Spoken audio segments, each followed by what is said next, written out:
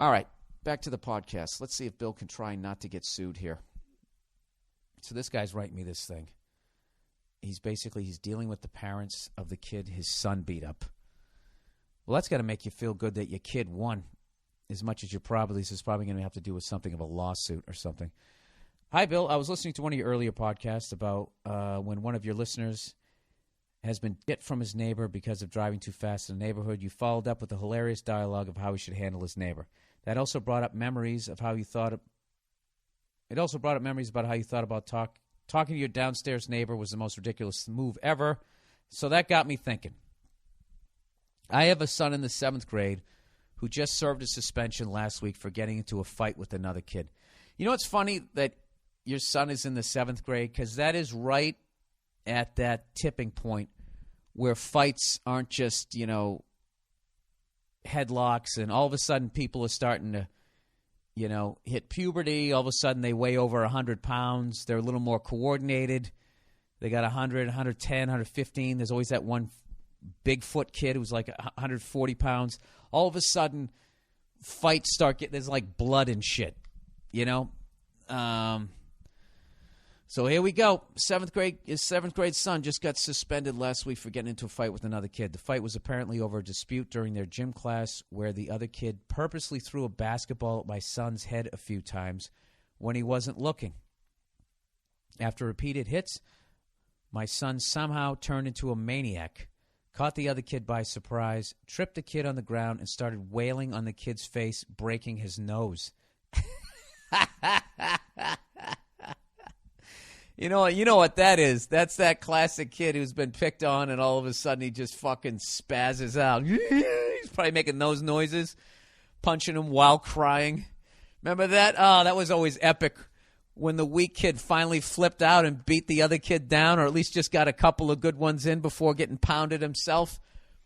Good for him. That's the first belt. Like a lot of those martial arts class, they have the white belt with what you walk in with, which is basically all you know about fighting is to get hit a couple times and then making that noise as you flail with both hands and feet, right? So anyways, after repeated hits, my son, some of the other kids' friends then jumped in and fought my son off. My son unfortunately got a black eye from the friend's cheap shot.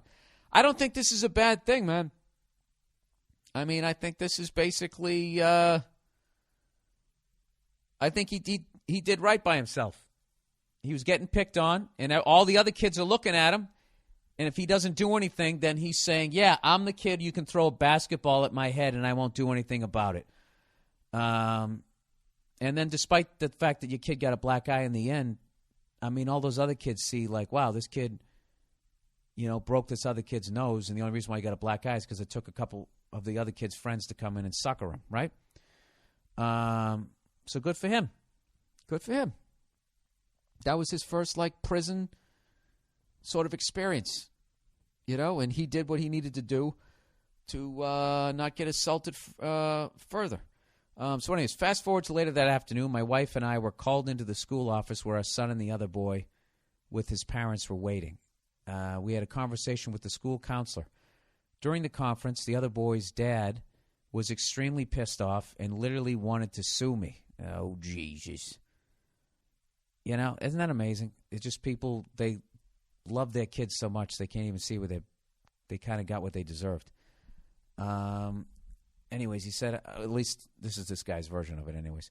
He said, I was calm and I politely asked him to relax. At that point, this dad wanted to fight me. Once the counselor calmed the room down, this dad muttered under his breath while facing the counselor, He's lucky we're here or else I would hurt that son of a bitch. Oh, Jesus. I immediately responded with, what did you say? The dad didn't turn his glance away from the counselor but smirked and responded quietly saying, you heard me, asshole. Oh, Jesus. I love when people say, you're lucky I didn't have to go home to my mom or else something would have happened. I immediately lost it because I can't stand passive-aggressive shit. I asked if he wanted to take it outside, but he kept smiling and nodding his head. He then looked at his beaten-up child and said, you see, son, don't ever turn out like this asshole right here, while pointing at me. Oh, dude, right there. That just made me want to rip his throat out. Dude, You took the bait, though, man. You took the fucking bait. He totally said that shit just to make you flip out. You know what this guy's like? This guy's like a Claude Lemieux, except he can't make you win a cup. You know? He's basically doing that shit when the ref isn't looking, and then you're retaliating, and then he's making you look like a douche. So anyways, he goes, I immediately lost my shit because I can't stand passive aggressive, blah, blah, blah, blah. My wife grabbed my arm and asked me to please sit back down. Your conference ended shortly after that, and the two boys were suspended the next day for fighting. Yeah, in the future, sir, just like when someone is being passive-aggressive, you just don't react to it. It's unbelievably hard, and I don't know how to do it, but I'm really good about giving advice. I mean, now that I'm sitting here calmly as the Monday morning podcast quarterback here, you know, the second somebody, hey, he's lucky we're in here. You know, that's you can just be like, just say to your son, oh, you hear that? We're lucky we're in here, or else this guy would have done something. Thank God this 140-pound guidance counselor on the other side of a desk is stopping this guy from turning into a superhero. Whoo! I'm counting my lucky stars. Hey, thank God there's carpeting on the floor. If this was just regular tile, I would be in trouble.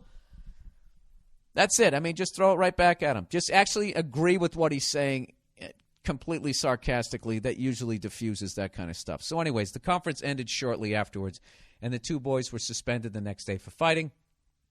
Since then, I now notice that fucking dad and his kid every morning while dropping my kids off at school. I wouldn't care, but a few days ago, I caught this prick telling his kid to stay away from that little piece of shit, and he was referring to my son. What is worse is that the baseball season is starting up, and I overheard my son telling his buddy that he and the other kid are on the same team. I need your help, Bill. I just know this dad is going to start some shit during some game or practice. I can only imagine my son striking out or dropping the ball, and I hear that fucking guy saying something out loud. All right. This is the deal. This guy's so in your head at this point, like you're anticipating shit that he's going to do. All right? This is the deal. At the end of the day, your son kicked his son's ass. All right? So that's why this guy's acting like the bitch that he's acting like, because that's all he can say. All right? And if he was going to do something to you, he would have done something to you. But he doesn't, because he's an adult and he doesn't want to get sued. And you're not going to do anything to him because you don't want to get sued. And you shouldn't. All right? So all he's doing is he's running his yap. So who gives a fuck? The great thing here is if you don't take his bait and you just lay back or whatever, both those kids, your son and his son, they're going to be on the same team. They're going to work it out. How many fucking childhood friendships start that way? The first time you see each other, you hate each other, you duke it out, and then like fucking 3 days later, you're playing baseball together. This is classic. They're probably going to become best of friends. This is one of these things where you have to do the hardest thing in life, which I feel is, or one of the hardest things, emotionally, I should say, is you got to be the bigger man. All right? Look, this guy's insecure as hell. Your son kicked his son's ass, and, you know, he's humiliated on some level, I guess. So now all he's trying to do is make you fucking mad, and you're taking the bait. So in a way, he's kind of winning. So just stop taking the bait. Let him say what the fuck he's going to say. You know, I don't know. I mean, I don't know how to do it. Honestly, I'm not wired emotionally like that. I can easily tell you not to take the bait, but I have to admit, if he said something to me, I would just be, I would have everything in my power not to say, I'm sorry my son kicked your son's ass. But then you're talking shit for your son, and then it just becomes a problem. You just got to be the bigger man. All right? And I don't know. This whole fucking thing went off the rails. You both love your sons. Neither one of them you want to see your kids get hurt.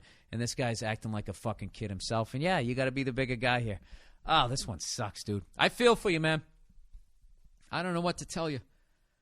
I can tell you a bunch of dumb things to do, you know, and you've already fantasized about them as you screamed at your windshield pretending you were talking to him, as you fantasized about catching him on the morning, going out to get his newspaper and be like, how about now, huh? You can kick my ass now, right? Want to do that and mush the fucking paper right down his throat? You know what? You guys got to stop sending me these stories because I kind of live vicariously through them, and they really bother me. That really fucking bothers me. You know what? I think it's a good time right now to talk about hockey, one of the great sports out there. And for all you people who say, why do they let them fight? You know why they let them fight? So you can't have any douchebags like this in the league. People who get to act like they're tough when they're really not. You know? Because eventually you get yours. You know, Ty Domi eventually clocked Ulf Samuelsson. And I loved it. You know? Claude Lemieux eventually turtled. Right? I actually think Claude was a tough guy. That guy, I don't know. That guy is one of the guys I can never make my mind up about. I just thought he was such a fucking piece of shit. But god damn it, that son of a bitch was a winner. The guy won a cup on 3 different teams.